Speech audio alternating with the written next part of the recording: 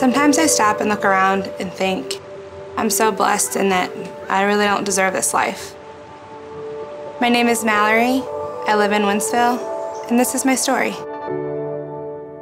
One of my earliest memories was watching my father abuse my mother. He soon left, but then my stepdad came into the picture and sexually abused me from ages 9 to 14. During and even after the sexual abuse, this was just the life that I was dealt. And it's just a bad life, and some people have good lives, and some people have really horrible lives. And that was me. That moment, I was probably the most hopeless that I'd ever been. That I knew I had to leave. If it wasn't for United Way funding Youth in Need, I can say that the shot of me having the life that I would have right now would be slim to none. They just didn't take me in, they loved me, they cared about me, they gave me the guidance to become an adult. They helped me to be who I am today. After leaving Youth in Need, I went to college and got 2 degrees. Soon after, I met my loving and caring husband, Tim, and we just had a baby boy.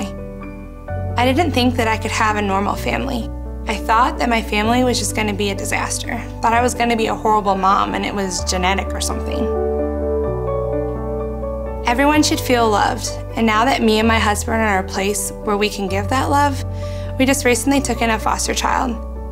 She is somebody who got taken from house to house to house, and one day we got a phone call saying she was going to be taken again. For us, we just didn't want her to have a chance at having something bad happen to her. It's really neat the way that she has become our family. It's like a dream come true. I'm determined that they get to go to bed every night and feel loved and feel safe. Something I never thought that I could have or never thought that they could have. And I know that I can help supply that for them.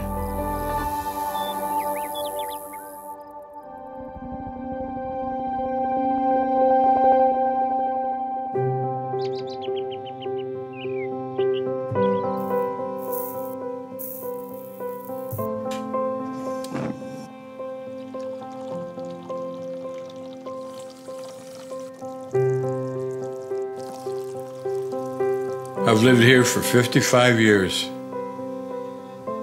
I've got memories from this house from time I bought it. My name is Carl. I live in Alton, Illinois, and this is my story. I got drafted in 1950 to the Army, and I'm very proud that I served for the country. I met my wife in 1948. She was a good lady, and she was a wonderful mother. The only thing that was bad, she died young. She's been passed away now for 18 years. I miss her more as much as I did the day she died. I have 3 children, 5 grandchildren, and 6 great-grandchildren. I enjoy playing with them. I enjoy watching them grow up. I mean, this is what you remember. This is what you're proud of. I spent 6 months in the hospital, and I realized what it would be to have to spend the rest of my life there. And then I know I was going home and seeing all your family there in front of your house, and a ramp built by these nice people that allowed me to get in my wheelchair and come up that ramp and come in there. Without that ramp, I would not have no life. If it wasn't for rebuilding together and United Way, I wouldn't have this ramp. If it wasn't for them, I would be in a nursing home today. Once you've been trapped and you get freed, that's when you thank God. And it makes me feel that people that built my ramp wanted me because I was a human being. When I wake up in the morning, I got a picture of my 3 babies. I know they're happy, and I'm still here in my house. Am I happy? You better believe it.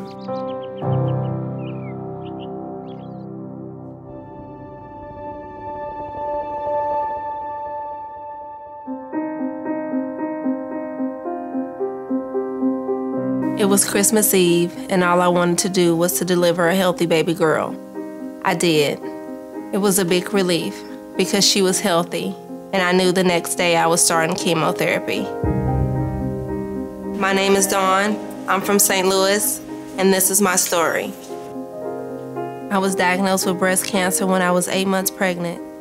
I had no idea how much my world would change. Over the next year and a half, I had my second child, began chemotherapy, a mastectomy, radiation, separation with my husband, and then a second mastectomy. I never thought about not surviving. My only goal was to stay healthy and to be their mom. I just do what I have to do. Physically, I wasn't ready to go back to work full time. All the energy that I probably had during the whole time was gone, and I was completely wiped out. Financially, I was broke. I had lost all of my savings. Medical bills were piling up. I was getting behind on my mortgage. So I had to take Ricky out of daycare because I couldn't afford it. It was almost like I hit a brick wall. It was at that point that I needed help. Thankfully, the Cornerstone Center, which is a United Way supported agency, was able to provide me with a financial scholarship to help me in my time of need. My son could be a kid. He could be a 2-year-old. He did not have to sit around the house with a mother who was going through chemo and mastectomies and radiation. And, you know, I have 2 beautiful kids and I love them. They keep me going. It's a blessing to see my kids playing and happy, for me to see it. I'll be boo-hooing and they'll walk in here now and my face is gonna change. I'm gonna light up, you know, to hear those words, mommy, is the best feeling ever.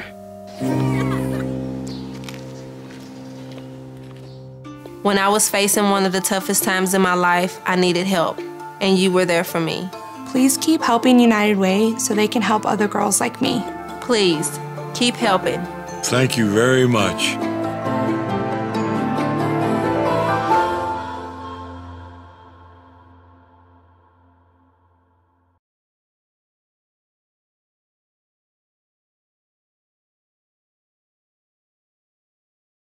My dad always said that it would never happen to us, but I wasn't foolish enough to think that, you know, one day it might eventually happen. I'm sure he said that about my mom too. But it wasn't very long after that that the sexual abuse started with my stepfather. My parents got divorced when I was 7, and my stepdad started sexually abusing me when I was 9. Most people, when they go home, they feel safe, and it's when you kick off your shoes and you relax. I think for a long time I didn't have that feeling of safe. The paranoia is exhausting, and you don't have any true friends or any true connections because everybody's potentially dangerous to you. I think one of the biggest things they gave me was that acceptance and the love. I think that I really craved it at that time, and I think that I needed to feel cared about. I know it seems selfish, but I needed to feel worth having a good life. I think that made me want to try harder, made me start fighting for my own life. And I think they taught me that if I wanted a good life, I had to fight for it. It's really neat the way that my daughter has just kind of become our family. Sometimes it's really awesome because I'm able to help her in ways that never would I have imagined being able to help her. I can relate in a lot of the feelings that she's having. I can sympathize in ways that, honestly, if you've never had the life that we've had, you wouldn't be able to sympathize. You would look and say, man, that really sucks, but you wouldn't know the emotion behind it. I feel like it's really important to show them hope for their own lives becoming better. I want to share with them my hurts and my past and show that they can overcome things. I think it's important for my kids to know that I'm going to be there regardless, that unconditional, no matter if they have a report card with all Fs, I'm going to love them no matter what. I'm always going to be in their corner, but I'm also going to say the tough things that they need to hear. I built my dining room there, as you see. I made that to a bedroom. So my girls had one bedroom, my son had this bedroom, and we had one bedroom, which I thank God that I didn't move to a big house, because now it's paying off because I'm handicapped and now all my house is on one floor. My wife's name was Betty. and her maiden name was Smith. I met her in I met her in high school, and it was in 1948. But we had no connections there. She was a year behind me. But we started going together in 1949. And we got engaged. It was in 1949 and married in 1951. Most memories of watching them grow up in high school, how they accomplished things. I had one daughter become homecoming queen for Marquette High School. I had my other daughter was always top of her class. My son was a football captain for 2 years. I mean, they did it on account of their parents, or their mother anyway. I mean, but sometimes I have to laugh how I used to be so strict with my kids at the table, and I'm doing things now that I was strict if they did.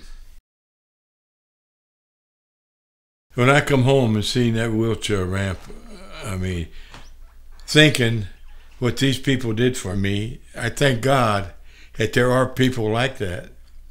I mean, I know that with that ramp getting out of my car, coming in the house, that I'm not going to have to stay in my house and not go anywhere. So you just can't believe how thankful I am. It was a blessing and a curse to have cancer. It was never a burden to me in that way. I never looked at it that way. I never asked why me. I never did. I just didn't. I don't think that my story is any different or unique than anybody else's. I just happened to be 8 months pregnant with cancer.